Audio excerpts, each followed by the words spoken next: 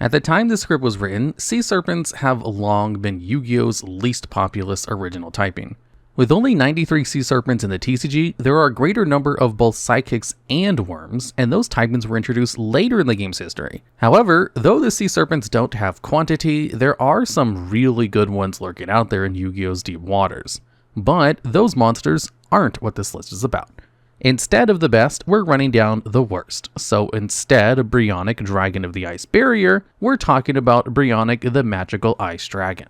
Getting this list off to a not so hot start at number 10, this level 6 water attribute Sea Serpent Synchro from 2024's Battle of Legend Terminal Revenge has 2300 attack and 1400 defense, the same stat line as Brionac, Dragon of the Ice Barrier from 2009's Hidden Arsenal. Also, like the original Brionac, Brionac 2 can bounce cards back to the hand. While the Dragon of the Ice Barrier's effect is Ignition Speed, the Magical Ice Dragon's effect activates when it's synchro summoned or brought back from the graveyard. All of their effects are once per turn, but one of these cards has seen way more competitive play than the other. That's because 2009 Brionac can target and bounce multiple cards by discarding the same amount as it costs to activate its effect. 2024 Brionac can only target one card using each of its effects. But while the new version has less board-breaking potential than the old, it does have a few things going for it. By summoning Brionac, the Magical Ice Spirit Dragon during your opponent's turn, you can use its bounce effect for interruption, and you don't even have to target your opponent's cards. The Magical Ice Dragon can be used to recur continuous back row and call your own monsters back to the hand. This actually makes it able to occupy a similar niche to the old Ice Barrier Synchro, Duloran, Tiger of the Ice Barrier. But ultimately, Brionac, the Magical Ice Dragon's required discard cost renders it just another pale imitation. You're probably better off with the old Ice Barrier Synchros from 15 years ago than with Brionac, the Magical Ice Dragon. Still, it's not a bad card in a vacuum, which is why it lands solidly at the bottom of this worst of list. At least Brionac has a less important non-archetype retrain. After all, Trishula, Dragon of the Ice Barrier, got Trishula, the Dragon of Icy Imprisonment, but Gungnir got nothing.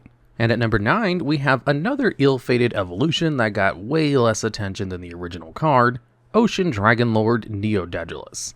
With 8 levels, 2900 attack, and 1600 defense, this water serpent might seem decent before you start reading its text. First releasing as the cover card for the 2005 structure deck Fury from the Deep, Neo-Daedalus cannot be normal summoned or set. Instead, it can only be special summoned by offering one Lavalval Dragon Daedalus as a tribute. Once on the field, Ocean Dragon Lord can send an Umi you control to the graveyard to send all other cards on the field and in both players' hands to the graveyard. This is a huge activation, game-winning effect if you can pull it off.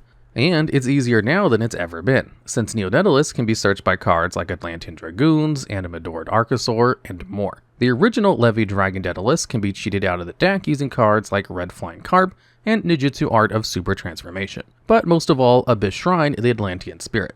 For the final component of the Neo-Daedalus tidal wave, we have Umi, and there are so many ways to get that card, or a card that can become it, on the field. But even with all of these new tools at the Ocean Dragon Lord's disposal, summoning and resolving Neo-Daedalus still isn't easy, because he doesn't have any inherent protection, and neither do Levy Dragon Daedalus and most Umis.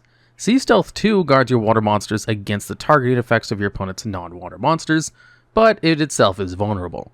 Without an Umi, Ocean Dragon Lord Neo-Daedalus is just another stat stick that loses to Dark Magician plus reinforcements. And then you have to consider its competition. Why waste time and resources fishing for Neo-Daedalus when you can instead have Levy Dragon on the field and primed for a board wipe? By sending Umi to the graveyard, Lavalval Dragon Daedalus is able to send all of the cards on the field to the grave. And while Neo-Daedalus ripping from your hand is an attractive idea, you're probably better served using the card in your hand to build more sustainable advantage, even if you succeed in resolving a huge Neo-Daedalus activation and reduce the match to a simplified game state. 2900 attack is usually not enough to pull off a quick win, meaning in most cases you'll be stuck playing top deck roulette with your opponent until someone draws a starter. But we do have more fun side stuff to mention about Lavalval than Neo-Daedalus. The Lavalval part of Lavalval Dragon's name is a reference to Leviathan, a multi-headed biblical sea monster and counterpart of the Behemoth, the beast of the land, and the Ziz, the beast of the sky. The Daedalus part of these monsters' names comes from the HMS Daedalus, a warship from the 19th century that sailed from England's Royal Navy. Captain Peter McCuhay reported that on August 6th of 1848, the entire crew witnessed a huge, lithe, and serpentine creature while traveling between the Cape of Good Hope and St. Helena. Luckily, whatever they encountered was not Ocean Dragon Lord Neo-Daedalus, because with that powerful board clear hand rip effect, they probably wouldn't have made it home. Surfacing at number 8, we have Orca Mega Fortress of Darkness. This level 5 water sea serpent has 2100 attack and 1200 defense, and first released in the 2004 set Invasion of Chaos. Let's start with the elephant in the room. Like the elephant, orcas are actually mammals, which makes Orca Mega Fortress of Darkness typing kind of confusing. Not only is there nothing snake-like or vaguely draconic about Orca Mega Fortress of Darkness, it's technically wrong to even call this whale a fish, like what happened with other whale fortress monsters. Orca would probably make more sense as an aqua-type monster, but that's not what earns its spot on this list. There are two things you can do with Orca Mega Fortress of Darkness. You can tribute a torpedo fish you control to target and destroy a monster, and you can tribute a cannonball spear shellfish you control to target and destroy a spell or trap. Both torpedo fish and cannonball spear shellfish have 1000 attack and defense, and are unaffected by spell cards while Umi is on the field. Though, utilizing its effect to bombard your opponent's front and back row is a very slow process, it is a cool effect, and really sells the picture of an Orca Mega Fortress of Darkness at the center of your field, shelling your opponent with smaller projectile monsters. In fact, it's a little misleading to place Orca on this list at all, but at the end of the day, there aren't that many sea serpent monsters, and to keep things interesting, I don't want it to just fill this list with a bunch of normals from 20 years ago. Arguably, Orca's effect is not strong enough in the modern game to make up for losing access to Kairoshin's Dark Reef and Fish Sonar, which can summon normal monsters from the deck. On the field, normals might not do much, but they are useful for extra deck summons, and Water Swarm decks in particular love those. Still, Orca does see some play in GOAT format, where the lowered power ceiling gives the card some room to maneuver. With a Legendary Ocean to skip the tribute requirement, and Salvage to reload ammunition, Orca Water Aggro is a workable deck. Orca also has a few artwork appearances to its name. Pictured in the aforementioned Salvage, Orca Mega Fortress of Darkness can also be found in Big Wave Small Wave, Return from the Different Dimension, Heartless Drop-Off, and Alive Twin Channel. Additionally, Orca's own artwork features several other monsters, including Torpedo Fish and Cannonball Spear Shellfish, of course, but also Amphibious Berghoff MK3. But as cool as all of those features are, and already considering its usage in GO format, Orca Mega Fortress of Darkness is still one of the worst sea serpents of all time. Koa'ki Meiru Sea Panther is the number 7 pick for this list, and might have the best stats of all low-level sea serpent monsters with 1900 and 1200 defense. But don't let that fool you. Koa'ki Meiru Sea Panther's effect makes it very difficult to use. Released in 2009 Stardust Overdrive set alongside other Koa'ki Meiru support like Maximus and Rooklord, Sea Panther has seen no competitive play. But this hardly makes it unique amongst the Koa'ki Meiru archetype. One of the few occasions when these cards did see experimentation, usage was mostly relegated to cards with stronger effects, like Koa'ki Meiru Urdknight and Koa'ki Meiru Drago. Koa'ki Meiru Crusader also saw some play, but that was mostly because of its Beast Warrior typing, which supported the strategy starter Urdknight. But why does that matter? Well, the narrative behind the Koa'ki Meiru cards is that they are all powered by the iron core of Koa'ki Meiru. Without this, or other power streams to sustain them, the Koa'ki Meirus crumble. In effect terms, this is represented by many of the Koa'ki Meiru monsters destroying themselves during your end phase, unless you are able to discard an iron core of Koa'ki Meiru, or reveal a specific type of card from your hand. For Urdknight, the revealed requirement is a Beast Warrior, to the benefit of Koa'ki Meiru Crusader. Sea Panther's reveal requirement is a water attribute monster, which seems easier than a specific underrepresented typing. But there are only 2 in-archetype options for you to support your Sea Panther, Koa'ki Meiru Ice and Koa'ki Meiru Hydro Barrier. While Crusader makes an ideal partner for Urdknight because it also requires a Beast Warrior reveal, Sea Panther and its potential pairings are mismatched. Ice requires you to reveal a continuous spell, and Hydro Barrier has no requirements, which is pretty good, but its effect isn't the best.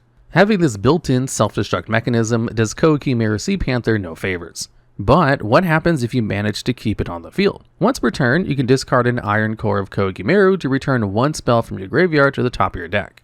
It's like Magician of Faith, but worse, and in the Synchro era instead of in classic Yu-Gi-Oh! Ambitious players might be able to control Koa'ki Meiru Sea Panther with cards like Destiny Hero Diamond Dude and Archfiend's Oath, and a true mad scientist may someday brew a Koa'ki Meiru Sea Panther FTK using the Winged Dragon Ra, Black Pendant, and Reversal Quiz. But until that day, Koa'ki Meiru Sea Panther can rest here at number 8 on this list of bad sea serpents. And at number 6, we have the level 6 water sea serpent, Aqua Dragon. One of the few fusion monsters not to share typing with any of its materials, this achievement is made more impressive because Aqua Dragon is a combination of 3 monsters rather than the standard 2. If you don't want to use shortcuts to summon this effectless beatstick with 2250 attack and 1900 defense, you'll have to use polymerization to merge Fairy Dragon, Amazon of the Seas, and a Zone Eater. But being a non-effect fusion monster isn't so bad, right? Well, kinda. You can cheat out Aqua Dragon using Ready Fusion, but there aren't many situations where this play would be optimal. And because Aqua Dragon is above level 5, it's not even a valid target for instant fusion. It's possible that someday Aqua Dragon might see more play if a new Sea Serpent archetype emerges from the depths, one that synergizes with a free level 6 fusion body. Until then, Aqua Dragon is at best a fun vanity inclusion for strategies that don't need every deck slot in their extra deck. But hey, at least it's not taking up space in the main deck. Even though no one's out here summoning Aqua Dragon the right way using all of its materials, it's worth talking about them for a second to further illustrate why Aqua Dragon belongs on this list. Fairy Dragon is a level 4 Wind Dragon normal monster with 1100 attack. Amazon of the Seas is a level 4 Water Fish with 1300.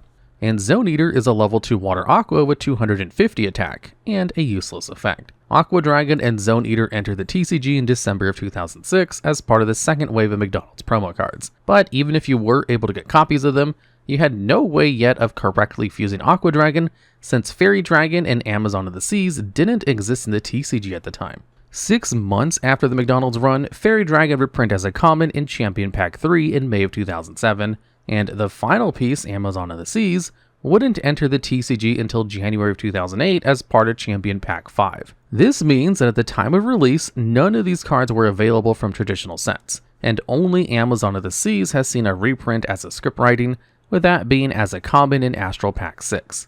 While this exclusivity doesn't impact Aqua Dragon's TCG performance, since it wasn't really performing anyway, it is interesting, but you can't say that it makes the card better. Still, adding it to your extra deck for lulz won't make your draws any worse, so it'll take a spot on the lower half of this list.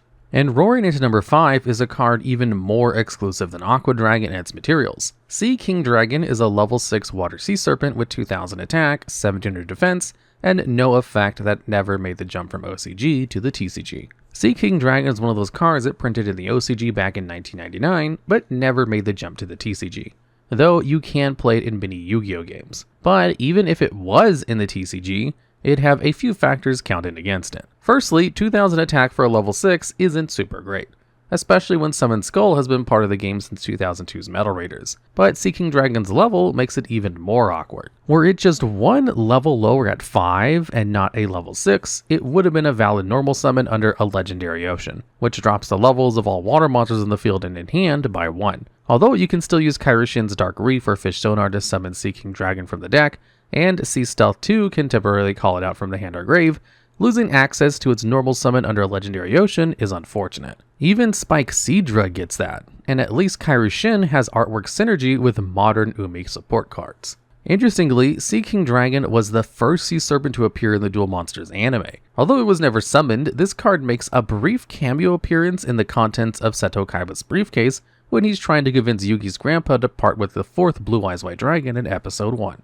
Moving out to spot number 4, we have Caravan of the Ice Barrier, a level 1 water sea serpent with 500 attack and 200 defense. Like other cards in the Duel Terminal world, Caravan of the Ice Barrier entered the TCG widely as part of the Hidden Arsenal, in this case 2010's Hidden Arsenal 3. At first, Caravan of the Ice Barrier seems like it would probably be pretty decent. Its effect lets you recycle Ice Barrier monsters from your graveyard and draw a card. But while that's pretty nice, it also lets your opponent draw a card, which really hurts its usability. Caravan actually has 3 similar counterparts from other archetypes. They all work a little different, but are joined by the common theme of restocking your deck while drawing 1. On summon, Scrap Recycler can dump a machine from deck to grave, and then can also activate its ignition effect once per turn to shuffle back 2 level 4 Earth machines from grave to deck and draw a card. Cam, Serenity of Gusto, has a similar effect, able to shuffle 2 Gusto monsters from grave once per turn to draw 1. Naturia Marone is a foolish burial for a Naturia monster on summon and can also shuffle 2 Naturia monsters from grave back to the deck to draw 1 card. But what Scrap Recycler, Camp Serenity of Gusto, and Naturia Marone all don't do is give your opponent a free draw. And Scrap Recycler in particular is just generally good in decks that truck with machines in the grave, like Orcas. Caravan of the Ice Barrier, on the other hand, has seen no such favor. And even after 2022's Structure Deck Freezing Chains and 2024's Ice Barrier Legacy support, no play. This card would have been completely fine if it weren't held back by its effect to let your opponent draw. If you cut the words each other out of its card text, it would probably see experimentation in modern Ice Barrier strategies, and definitely wouldn't have ranked number 8 on this list. But that's not what happened, and we're done talking about it. Time for us to gather our things and leave the Caravan behind.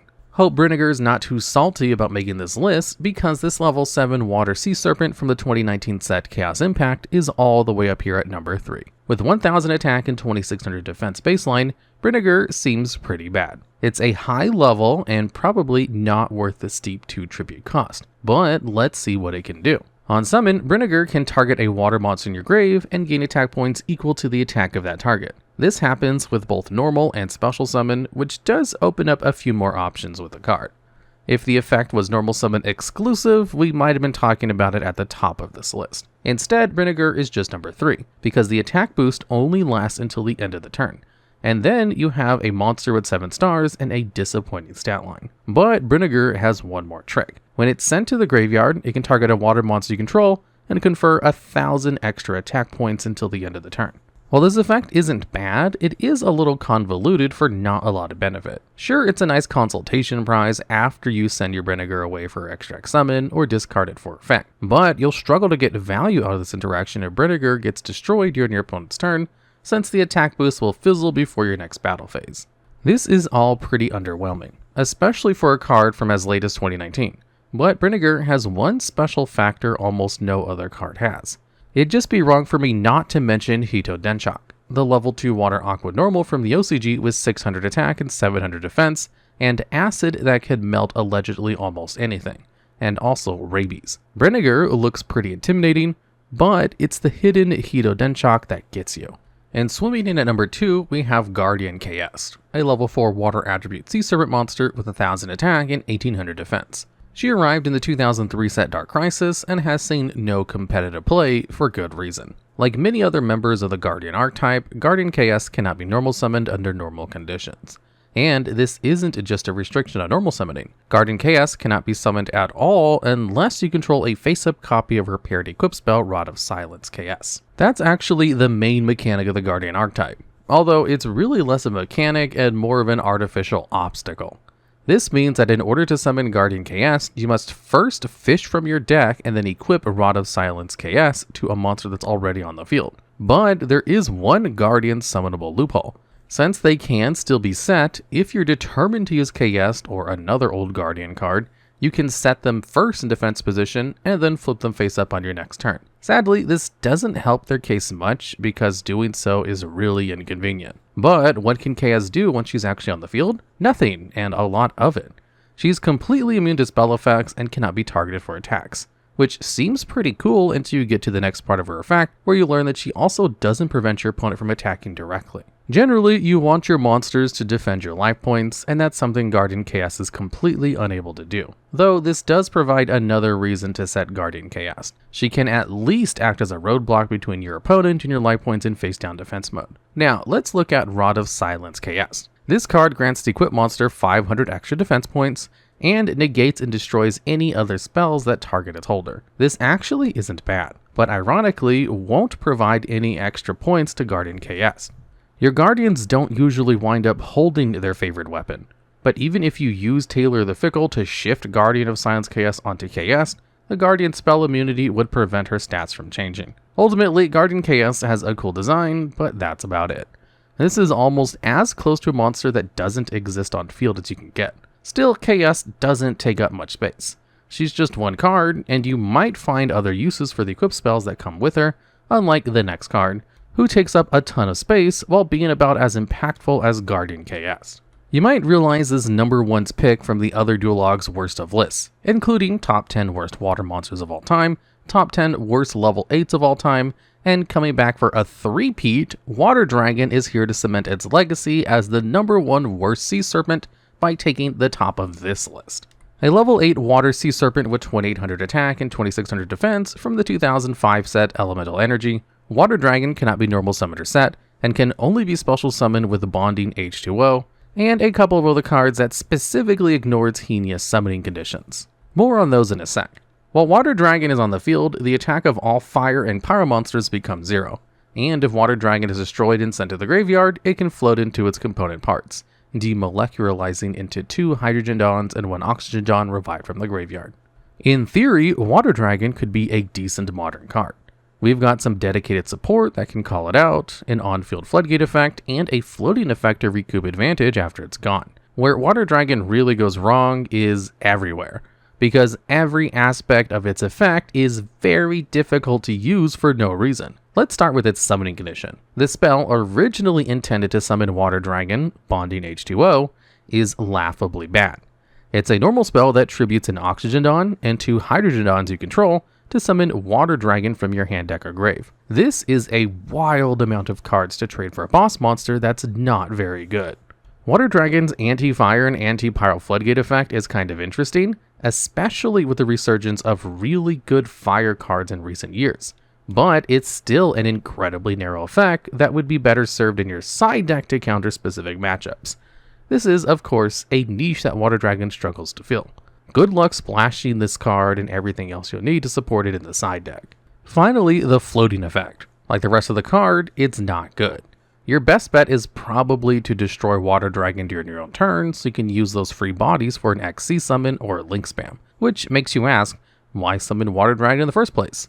This spell, Bonding D2O, is one of your more reliable paths to Water Dragon, since it allows you to tribute 2 Duotreons and 1 Oxygen Dawn from hand or field to summon Water Dragon from anywhere but banishment. But while this is an improvement over Bonding H2O, it doesn't solve the problem of Water Dragon's resource sink.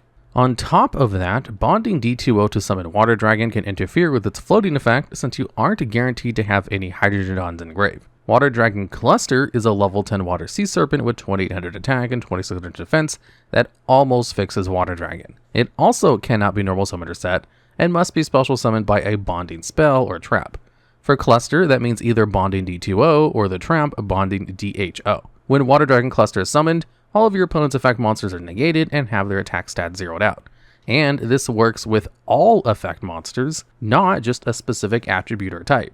Bonding DHO functions a little differently from Bonding's H2O and D2O since it shuffles a Duotreon, a Hydrogen Dawn, and an Oxygen Dawn from grave to summon specifically Water Dragon Cluster from hand or grave. It'd be nice if Bonding DHO could also summon Cluster from deck, but it can't, even if you banish DHO from the graveyard to add a Water Dragon or Cluster from deck to hand. As a quick effect, Water Dragon Cluster contributes itself to summon 2 Water Dragons from hand and or deck, and that's pretty cool. In fact, there could have been some OTK potential here, since all 3 monsters have 2800 attack, and that's enough to take your opponent's life points from starting value to death. Unfortunately, Water Dragon Cluster has to summon its 2 Water Dragons in defense position, so that's just not gonna happen. But never say never. Water Dragon would probably need Yubel levels of legacy support to rebuild its archetype from the ground up, but that's what happened to Yubel.